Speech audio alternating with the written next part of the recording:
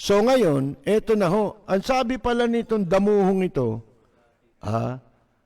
si Digong nyo raw ay bayani. Tinawag niyang hero. Pero ano to ang hero, dalawa kahulugan yan Isang bayani at saka isang Herodes. Yung Herodes, palayaw yun ng Herodes, hero, yan. Siya raw ay bukod sa bayani, kuwan pa, giant slayer na tulad ni David. Pagkatapos daw na makagawa ng malaking pagkakaiba sa bansa. Talagang malaking pagkakaiba. Ngayon lang nangyari yan, madugo, patayan dito. Pinatay mo yung sarili mong mamamayan. Di ba? Mga kaibigan. Sabi ko sa inyo, yung pinatutupad na mga batas sa China, di ba, yun ang pinatutupad nila ngayon sa Hong Kong, unti-unti. Di ba? Ganon yung ginagawa dito ni Digong nyo. Kinokopya niya. Kaya nagtataka tayo itong military. Nagpapanggap na engot ang Armed Forces of the Philippines natin Sipin mo, kunyari galit sila sa komunista, mga kaibigan. Pero ang liwaliwanag kampanya pa lang MPA na kasama niya di ba? Di ba may video pa, magkausap sila ni Joe Masison, Pakatapos sino ba ang bansang pinagmumula ng komunista? Di ba yan China? Tsaka yan Russia? Parehong komunista yan mga kaibigan. So, ang sabi niya, malaki raw ang nagawa nitong kaibahan. Nakagawa ng malaking kaibahan sa bansa. Mga kaibigan, talagang pinaliguan ng papuri. Akala mo, napakabango ng tumbong ni Digong Kung himuri ni Kibuloy, gano'n na lang mga kaibigan, para sa akin, yan, sabi ni Kibuloy, Mayor, hindi kita binobola. Inuuto lang kita. Sabi niya, hindi kita binobola. Kasi, even in our private conversation, maging kahit naman daw sa kanilang mga pag-uusap, na sila lang ang nag-uusap, I am telling you, sinasabi ko sa iyo, ito, without anyone hearing about it, na walang ibang nakaririnig tungkol dyan. You are a Philippine hero. Pagka ganyan ng hero, mga kaibigan, ayawan na. Di ba? Ganito, bayani. Sabi nga nung iba, ba't mo sasabing magaling pa kay Rizal yan? Kung talagang magaling kay Rizal yan, magpabaril siya sa luneta. Di ba? Si Rizal binaril sa luneta, di kanyo nang gamitin natin dito, kaya basuka. Di ba? Para mas magaling. Kay Rizal, isang bala lang yun Mga kaibigan, sa firing squad Alam niyo na ba yun? Di ba firing squad marami yan. Akala natin, lahat yun may bala. Parang katulad ngayon, yung 21, yung mga pina-firing squad, dito sa atin, nagkaroon tayo niyan nung martial law, di ba? Ang pina-firing squad nga, yung mga idol ni Digong si Lim Seng, di ba? Pina-firing squad yun. Yung palang ganon sa firing squad, isa lang pala ang bala nun para ang katwiran doon para hindi makonsensya yung mga tao na nasa kanya yung totoong bala. Di ba? Isa lang ang live na bala doon sa firing squad. So, madalit salita, kay Rizal ganun din, isang bala lang yun. So, eto ngayon, sabi ho niya, heroic lahat. Lahat daw kabayanihan yung ginawa mo binangga mo lahat ang problema ng bayan na hindi kayang banggain ng iba. Talagang walang makakabangga. Yung tahasan pang-aapi, hindi ginawa yan ng iba. Kahit na si Marcos, hindi ginawa yan eh. Mga kaibigan eh, palihim eh. Di ba? Palihim ang mga trabaho sa panahon ni Marcos eh. Ito hindi eh. Inutusan nyo, pamatay kayo ha. Yan ang utos sa pulis. Di ba? O, kita ninyo, yung pinatay na mayor dun sa Visayas. Di ba? Ano ba pangalan noon? Pinatawag sila sa Senado nung isang araw. O, sinasabi niya kung paano tinrabaho ng pulis. Yung pagpatay doon sa mayor, yung pag-ambush sa mayor. At pinalalabas pa nila, nagkaroon ng shootout, di ba? Oh, nung una, inambush, pangalawang version nila, nagkaroon ng shootout para lumitaw na ng laban. Oh, mga kaibigan. Yun ang trabaho eh. Oh, talagang walang makakagawa ng ginawa ni Digong nyo pagdating sa panloloko sa taong bayan, pang-aapi, panggigipit. Walang nakagawa ng ganyan, mga kaibigan. Pero mag-observe kayo. May mga sektor na ngayon na hindi na nagpapagamit. Unti-unti na, sa mga politiko lang eh. O di ba sinasabi natin nung isang buwan yata yun na humiwalay na, humiwalay na sa koalisyon daw yung partido ng yung Lakas NUCD ba yun? Mga kaibigan? Yung sila Pichay, di ba? Bakit? Unti-unti yan habang papalapit na ang eleksyon. Kasi dumidistansya na sila. Ito ngang mga garapatan niya kailangang magpanggap na oposisyon para makapagpanggap sila. Hindi kami nakadikit na dyan kumakalas na kami. Katulad si Cayetano. Mga kaibigan. Di ba? Kasi hindi na siya speaker.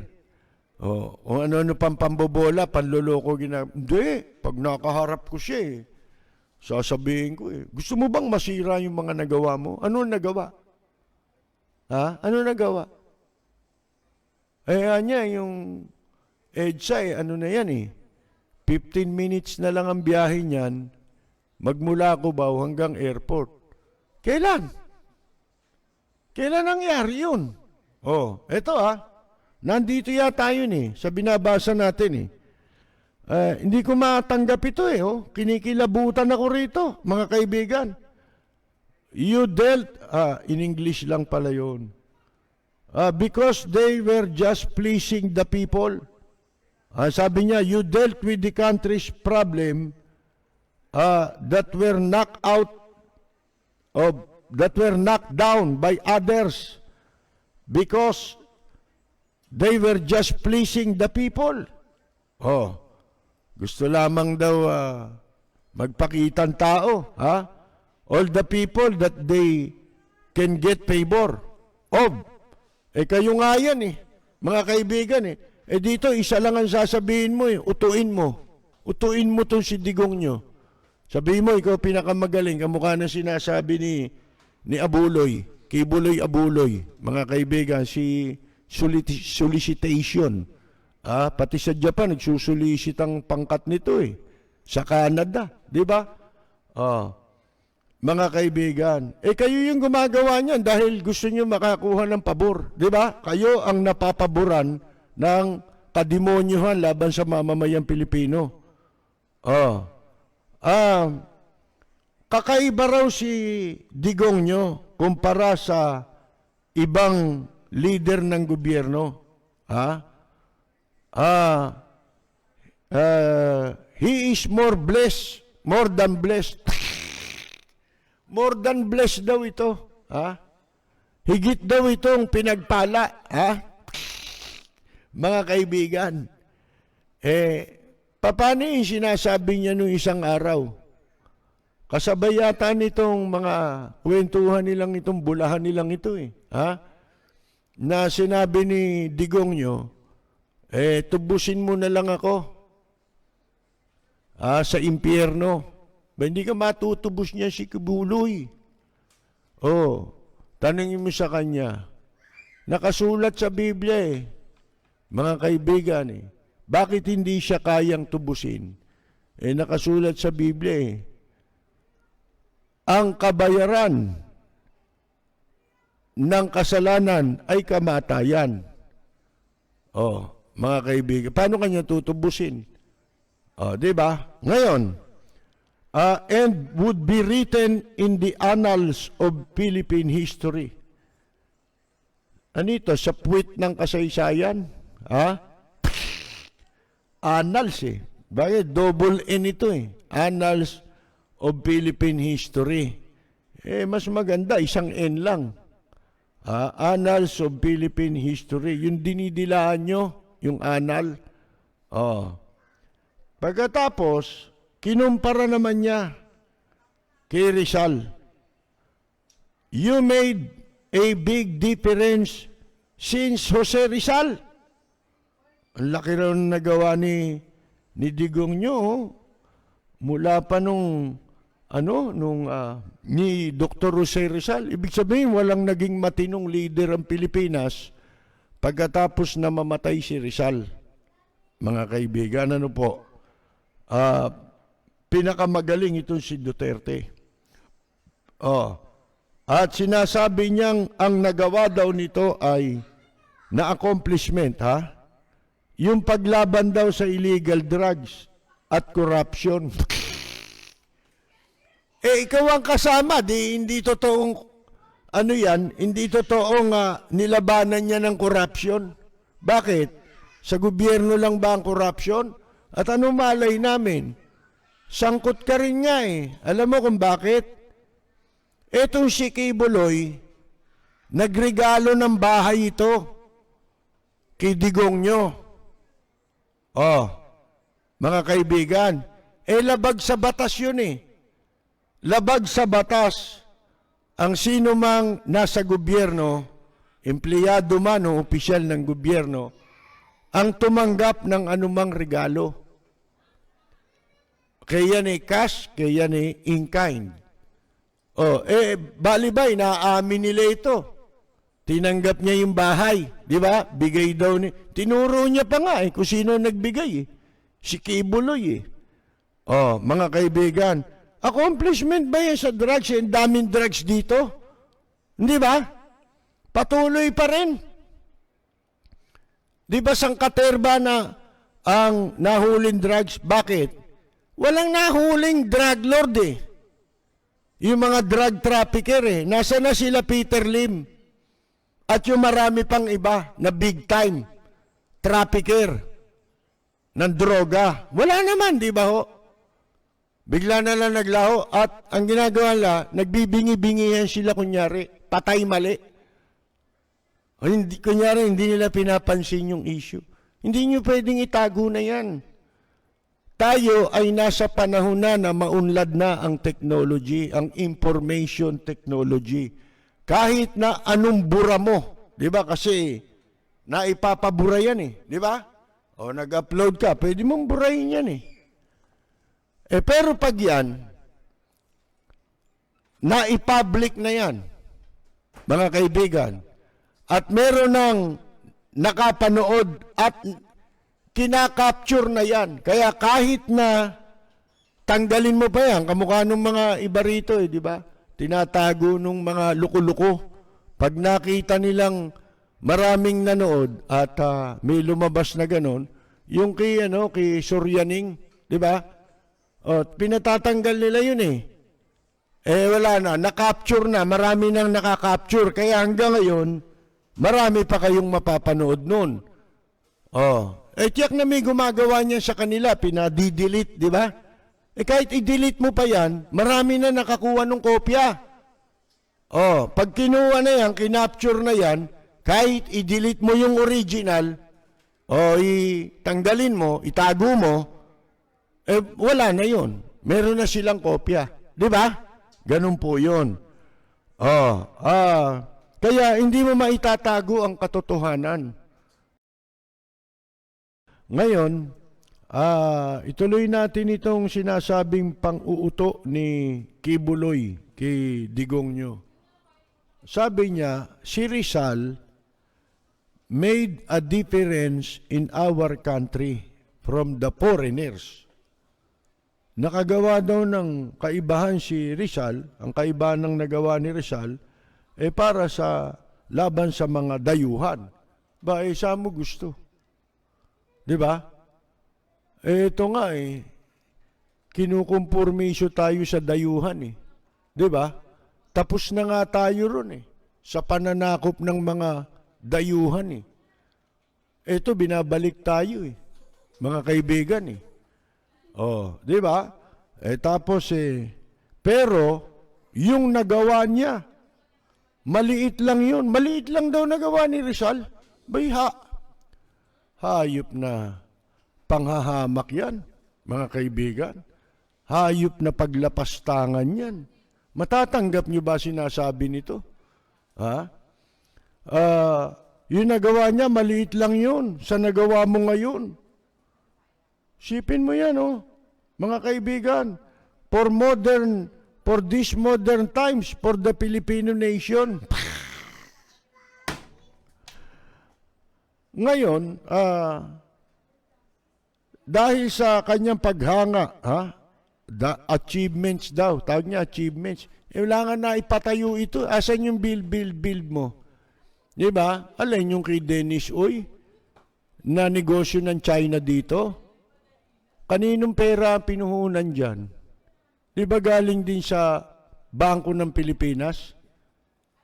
Inutang, BS loan, na siyang kapital dito sa mga itinatayong negosyo rito. Pinambili sa Malampaya, pinambili sa share ng Shell, mga kaibigan, sa Malampaya. 90% ownership, China. Saan ang galing ang pera? Nung una, sabi si Bongo raw, bilyonaryo. Kasi yung nagkaroon ng issue, di ba, na yung sa pagbili ng frigid na barko, di ba? Barko de guerra. Alam nyo na, anomalous yun sapagkat may merong note, si Bongo, mga kaibigan. Inimbestigahan pa yan sa Senado. Kaya, sabi niya nung bilyonaryo, bakit ang nakadeklara sa kanyang salin ngayon hindi? Di ba?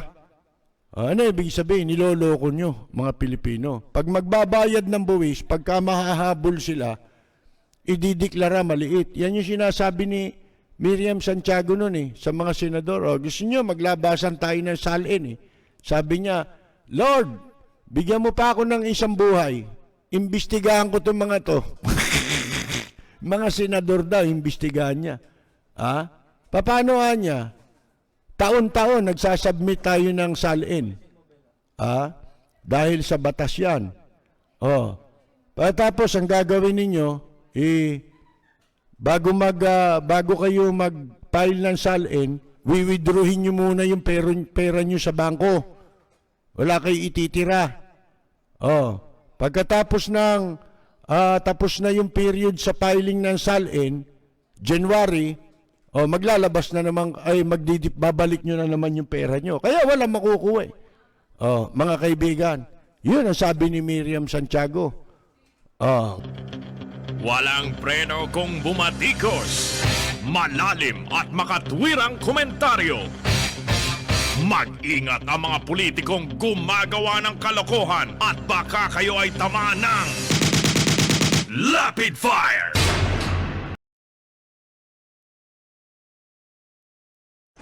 Ito, tatapatin ko kayo.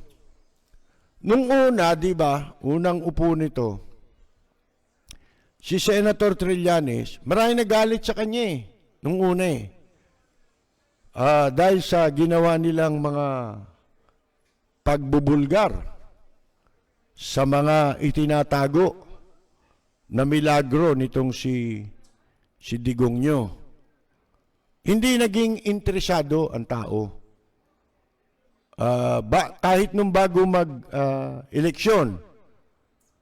Kaya ngayon na lang natin nababalikan yung mga sinabi nila Miriam Santiago, yung mga sinasabi labang kay Digongyo, ngayon na lang natin nare-realize. Bakit? Pag binalikan mo ngayon, nare-realize mo, tama pala. Bakit? Kasi tumutugma sa mga pangyayari. Katulad si Miriam, tinanong siya, sino pinakamapanganib na presidentiable? Yan si Duterte. Kasi MPA yan ang kumakampanya sa kanya. Kakampi niya MPA. Yan ang pinakamapanganib. Sabi ni Miriam Santiago. Meron tayo noon, di ba? Nandiyan ba yon sa iyo? Kaya lang, interview yun. Hindi, dapat yun, ini-splice mo yung tao, yung kausap.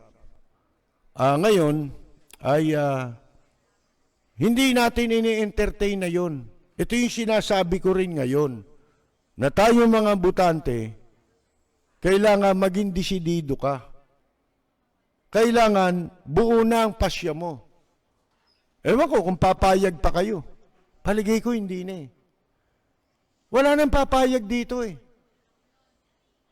Itong mga naririnig nyo ngayon, huwag nyong pagkamalian ito. Kaya dapat lahat ng pinagsasabi nila, pinag-aaralan nyo pa rin, maging yung sinasabi ng oposisyon.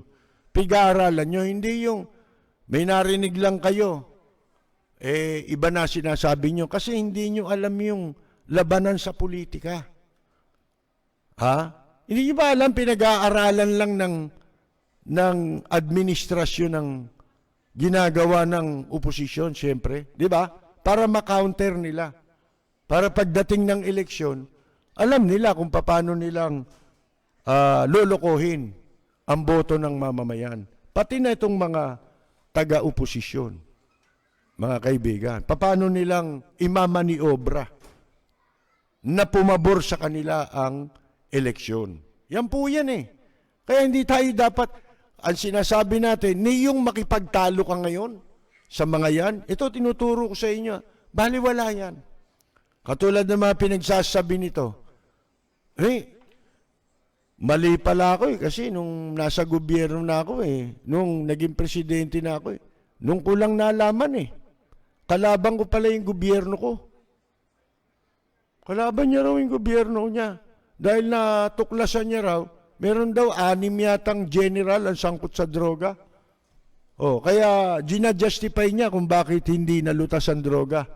Di ba? Kasi sabi niya, in 3 to 6 months, malinis na yan. Bagay na hindi naman talagang totoo.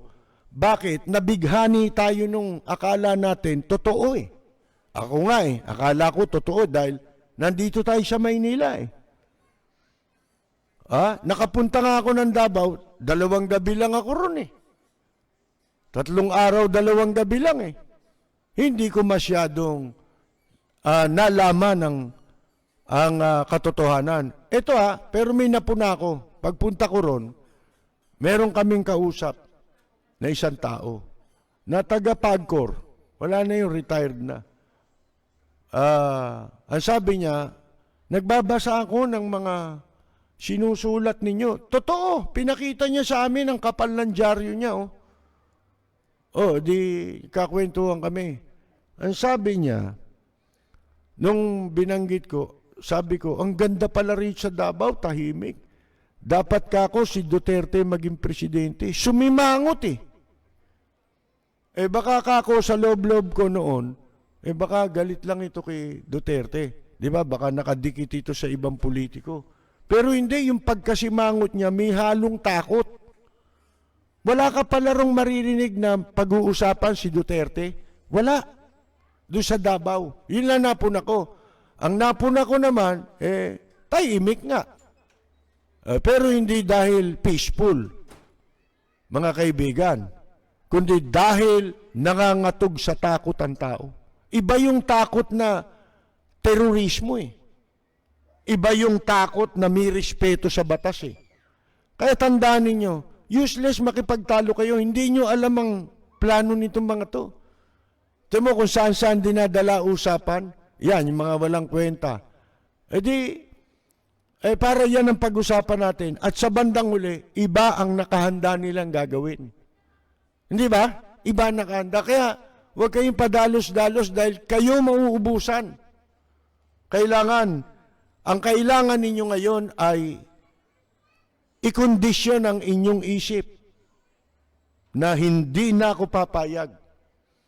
Ikondisyon ninyo ang inyong isip na wala naman talaga. Ito sa totoo naman ito Wala naman ibang talagang kandidato na pwede na nating ipagkatiwala ang ating boto sa eleksyon. Maliban kay Vice President Leni Robredo sa presidency. Dito sa mga lumulutang na presidentiable, mga kaibigan, wala na Wala nang iba. Tandaan ninyo yan. Puro may tama yan. O kita ninyo, sabi ni Senador Trillanes ngayon. In-interview yata sa television. Pero kakapraso yung caption na nabasa ko Kahit daw si Ping Lacson at saka si Isko Moreno, hindi nila kinukonsider na oposisyon. Talaga naman Sino ba nag-author sa Senado ng anti-terror law? Hindi ba si Lacson? Mga kaibigan, di ba hanggang ngayon dinidebate at si Justice Carpio ang isa sa dumidepensa laban sa anti-terror law, mga kaibigan. Kaya, yun ang dahilan. Kunyari, siya pa ngayon ang dakila na doon mo makikita na hindi ako pwede anyan sumama dyan sa partido ng isang bayan kasi magkaiba tayo ng paniwala. Meron tayong mga, di ba? Sino author ng anti-terror? Di si Lacson.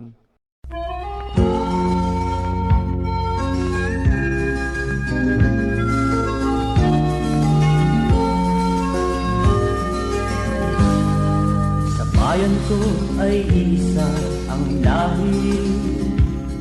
Dito'y wala ang pagkukunwari. Hinding-hinding padagaig, sadyang kilala sa daigdig. May pagkakaisa sa bawat nais. Ang bayan ko'y punong-puno ng yaman. Bakit ito'y kailangan pang iwanan? Hindi nga ba't anong sarap mabuhay ng buong ganap? Sa bayan mo, sumabit man yaong wakas. Dito sa bayan ko, lahat kami pantay-pantay. Walang nang aapit, ang pag-ibig ay tunay. Dito sa bayan ko, dito'y makikilala mo ang isang kaibigan nagmamahal sa'yo.